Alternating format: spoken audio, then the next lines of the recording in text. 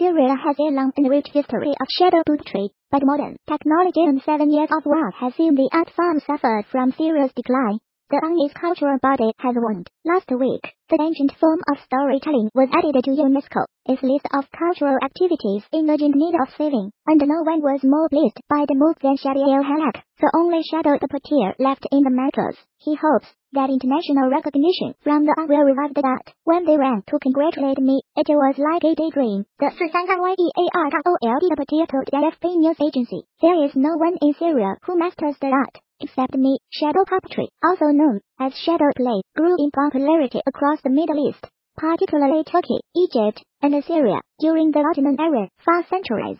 Puppet theater has also captivated audiences across parts of Southeast Asia, China, and India. Traditionally, storytellers used puppets made from stretched animal skin in front of a translucent screen to entertain their audiences. In coffee shops, Shadi fled Syria after the conflict erupted in 2011 and crossed into Lebanon, where he worked for several years as a construction worker. His mobile theater set, as well as 23 hand-made characters, were lost to violence that flared up in eastern Ghouta, just outside the Syrian capital of Damascus.